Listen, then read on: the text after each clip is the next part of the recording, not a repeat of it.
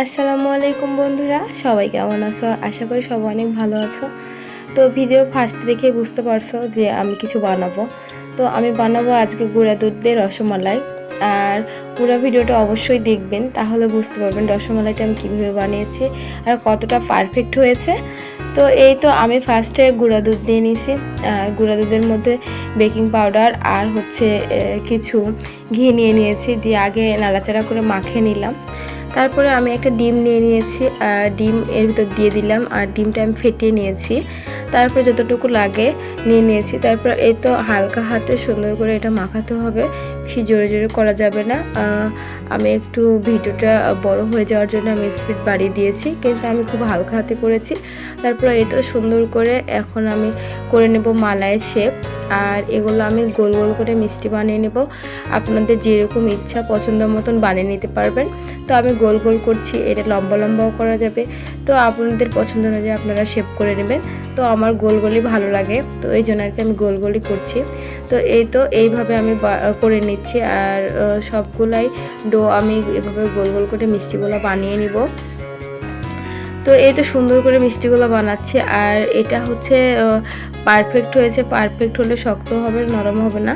তারপরে এই তো আমার সব বানানো শেষ। আর আমার হাফ কেজি গুঁড়ো দুধে একটু মিষ্টি হয়েছে।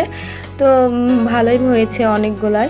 তারপরে আমি একটা প্যাকেটের দুধ নিয়ে নিয়েছি, আর আমি প্যাকেটের দুধ দিয়ে করেছি। আপনারা চাইলে গরুর দুধ দিয়েও করতে পারবেন। তো এই তো আমি বানাবো রাইস কুকারে, এই জন্য আর কি আমি রাইস কুকারে দুধগুলো দিয়ে দিলাম, আর সাদা এলাচ 2টা দিয়ে দিলাম। এটাতে সুন্দর একটা ঘ্রাণ আসবে, আর মালাইগুলো খেতে আরও বেশি ভালো লাগবে। তো এই তো দুধ যখন বলক উঠে যাবে, তো মিষ্টিগুলো এইভাবে দিয়ে দিতে হবে, সবগুলা একটা একটা করে দিয়ে দিতে হবে। আর একটু পরপর নাড়তে হবে যেন লেগে না যায়। তো দুধ এই তো দেখেন বলক উঠে গেছে। আর তারপরে আমি দিয়ে দিয়েছি, দেওয়ার পরে এই তো ঢেকে দিয়েছি। আর দুধ একটু বেশি করে দিতে হবে, আর ঘন দুধ হলে পানি দিতে হবে। পানি দিলে পাতলা হলে মালাইগুলো ভালোভাবে সিদ্ধ হবে। তো এই তো দেখেন আমার মালাই এর মিষ্টিগুলো সুন্দর হয়ে সিদ্ধ হয়ে গেছে। আর তারপরে আমি মালাইগুলো ঘন করে নিব, সেই জন্য আমি গুঁড়া দুধ দিয়ে আবার তৈরি করে নিচ্ছি মালাই। আর এর ভিতরে আমি দিয়ে দিলাম, আর এতে তাড়াতাড়ি মালাইগুলো ঘন হয়ে আসবে, আর খেতেও ভালো লাগবে। না দিলেও হবে, কিন্তু টাইম লাগবে।